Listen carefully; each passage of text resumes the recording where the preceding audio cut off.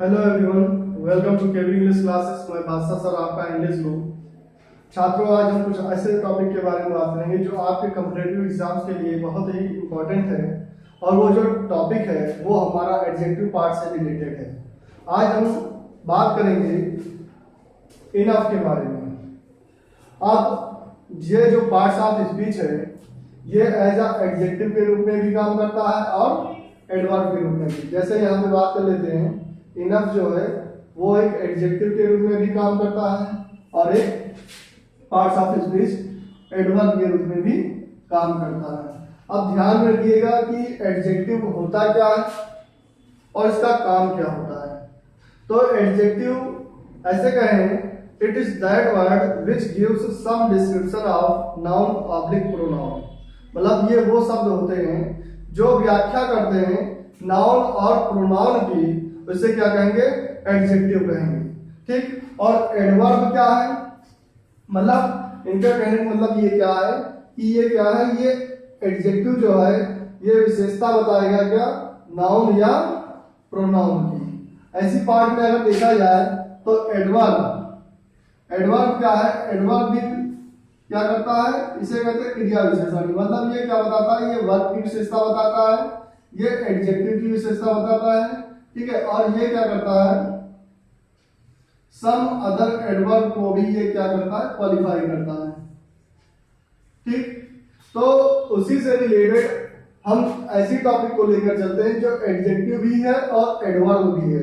और हम देखेंगे कि अगर एडजेक्टिव के रूप में आएगा तो हम इसको कैसे यूज करेंगे, और एडवर्ब के रूप में आएगा तो हम इसको कैसे यूज करेंगे। तो चलते हैं हम इसी टॉपिक को लेकर इनफ के बारे में अधिक जानकारी लेते हैं।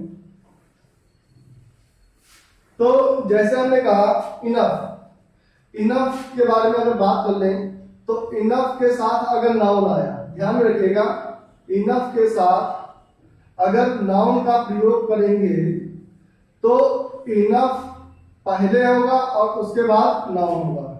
जैसे हम बात करें कि इनफ बुक्स, इनफ चेयर्स। ठीक। ऐसे हम बात कर लेते हैं इनफ वाटर। ध्यान में रखिएगा कि जब इनफ काउंटेबल नाउन के साथ यूज किया जाएगा, जब इनफ काउंटेबल नाउन के साथ यूज किया जाएगा तो नाउन प्लूरल होगा। लेकिन अनकाउंटेबल नाउन के साथ यूज करेंगे तो वाटर को वाटर्स नहीं कहेंगे, मतलब ये सिमिलर की तरह काम करेगा। ठीक। तो जैसे अब यहाँ पे इनफ किस रूप में काम कर रहा है, तो हमने कहा कि इनफ क्या है? ये एडजेक्टिव के रूप में काम कर रहा है। मतलब ये क्या बता रहा है? विशेषता बता रहा है। मतलब ये कौन सी पार्ट्स ऑफ स्पीच है? एडजेक्टिव है। ठीक है। जैसे फॉर एग्जांपल के तौर पर हम बात कर लेते हैं, जैसे हम कहें I have enough books, there are enough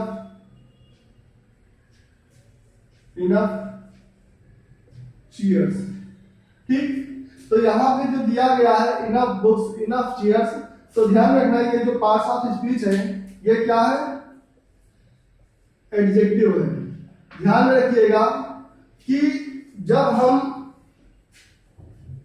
noun का यूज करेंगे इनफ के साथ तो इनफ पहले आएगा और नाउन बाद में आएगा। पेपर में क्या होता है आपके कि पेपर में इस टाइप से क्वेश्चंस दे देते हैं कि यहां पे आपको दे देंगे, जैसे इसी को हम देख लेते हैं कि कैसे यूज कर देंगे। यहां पे दे देंगे आई हैव बुक्स इनफ, ये दे दिया। अब जब ये फॉर्मेट आ गया आई हैव बुक्स इनफ, तो बुक पहले आ गया और इनफ बाद में आ गया। अच्छा, यहाँ पे जब बुक्स क्या है? नाउन है, और इनफ जब एडजेक्टिव है तो जाहिर सी बात है ये गलत होगा। मतलब क्या है कि इनफ को क्या करेंगे? इनफ को पहले लिखेंगे और सॉरी और नाउन को क्या करेंगे, बाद में लिखेंगे।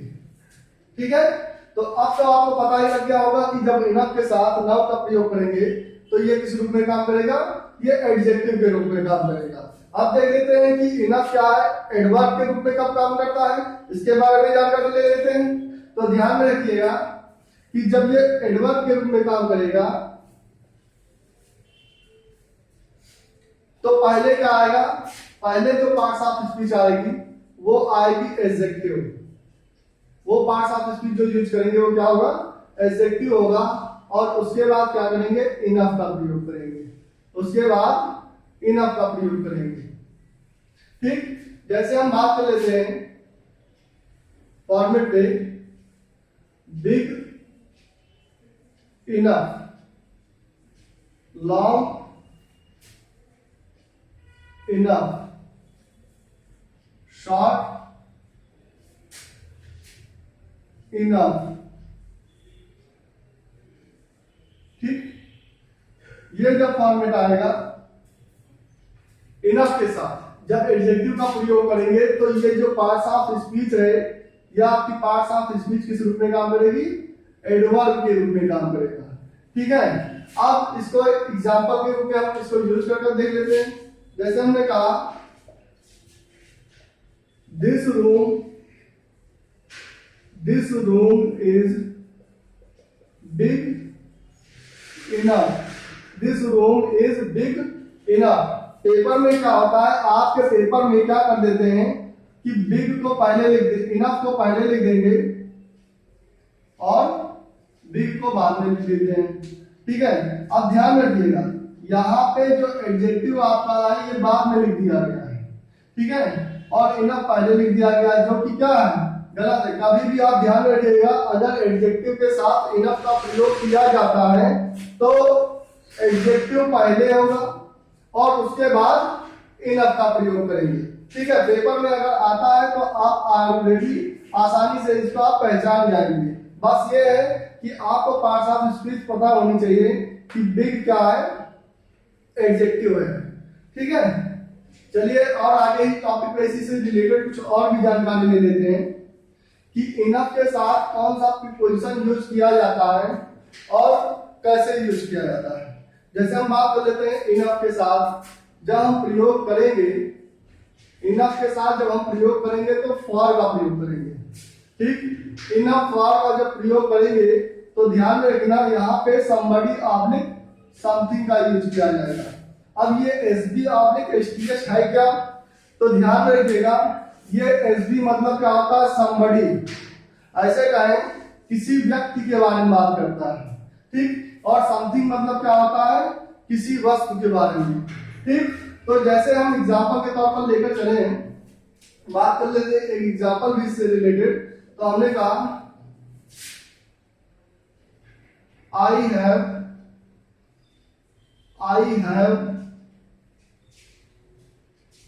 enough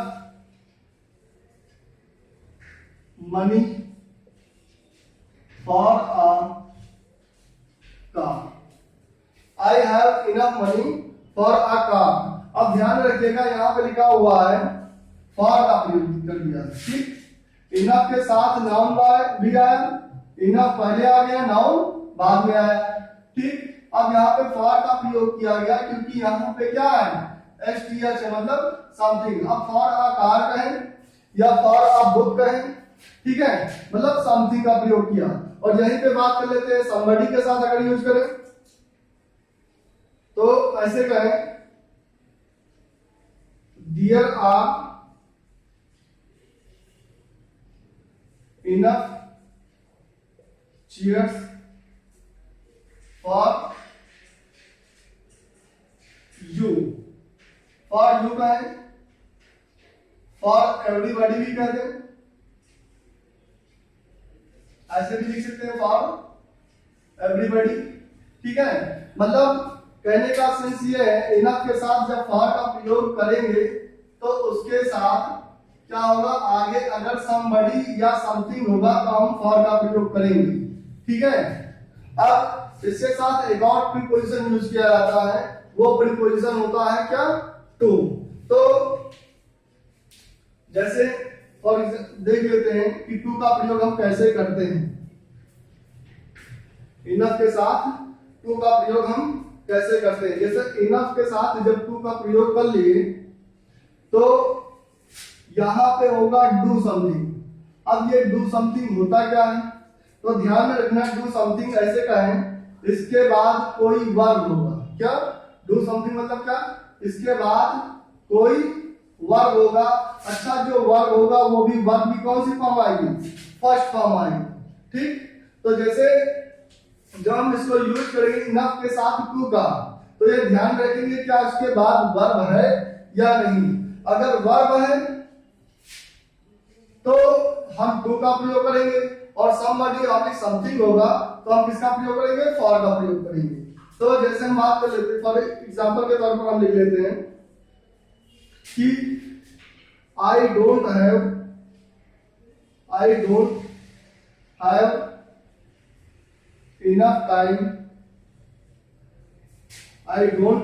enough time to read the newspaper. I don't have enough time to read the newspaper.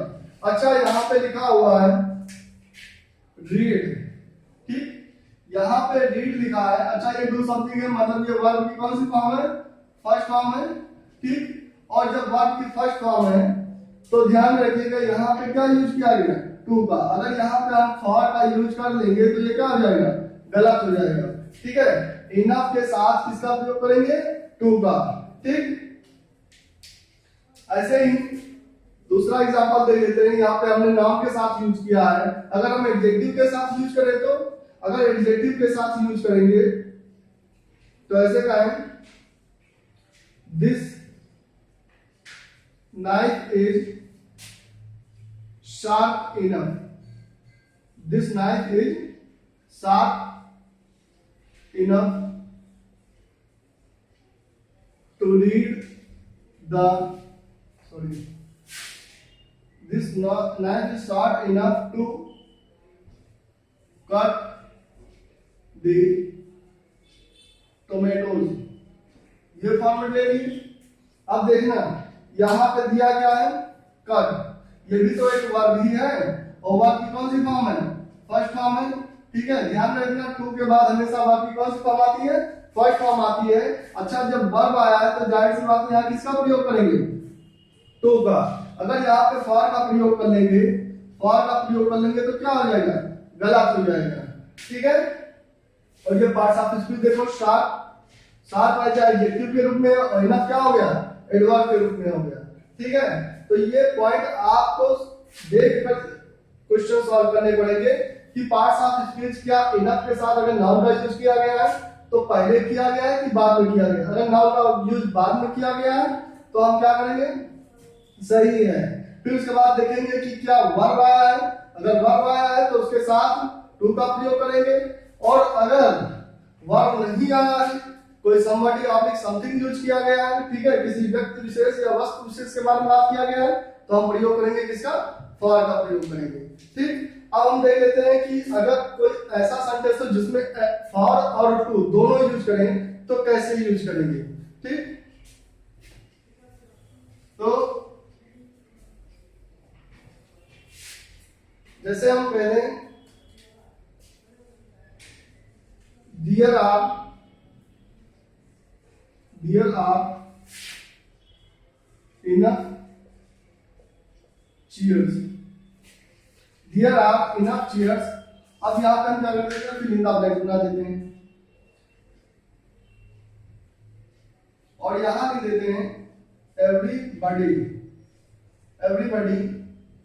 और फिर एक और फिल इन द ब्लैंक्स बनाए, और यहाँ लिख दिए sit down।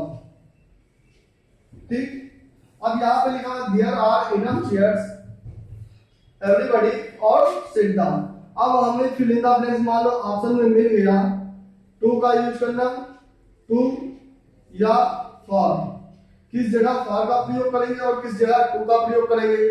अब ध्यान रखिएगा, यहाँ पे जब दे दिया गया किस जगह फॉर का प्रयोग करेंगे और किस जगह टू का प्रयोग करेंगे, तो ऐसे कॉन्सेप्ट में जैसे यहाँ लिखा हुआ एवरीबॉडी, एवरीबॉडी लिखा हुआ तो यहाँ पे फॉर का प्रयोग कर लेंगे। और यहाँ पे सिट मतलब ये क्या हो गया, वर्ब है, और वर्ब है तो यहाँ पे किसका प्रयोग करेंगे, टू का प्रयोग करेंगे। ठीक, इतना तो पॉइंट आपको समझ में आ गया होगा। ये था हमारा इनफ का फॉर्मेट। उम्मीद करते हैं कि आपको इनफ के बारे में जानकारी मिल गई होगी और कैसे यूज किया जाता है इसको एक सेंटेंस में ये भी पता लग गया होगा। अगर आपको क्वेश्चन पेपर में इससे रिलेटेड क्वेश्चन मिलते हैं तो आप इसको आसानी से सॉल्व कर सकते हैं। ठीक, आज के लिए फिलहाल इतना ही। बाकी आपको हम नेक्स्ट वीडियो में सम के बारे में भी बता देंगे कि सम का प्रयोग कैसे करते हैं और इसको हम किस रूप में यूज करेंगे, काउंटेबल नाउन के साथ यूज करते हैं या अनकाउंटेबल नाउन के साथ यूज करते हैं। ठीक है, फिलहाल आज के लिए इतना ही। Thank you.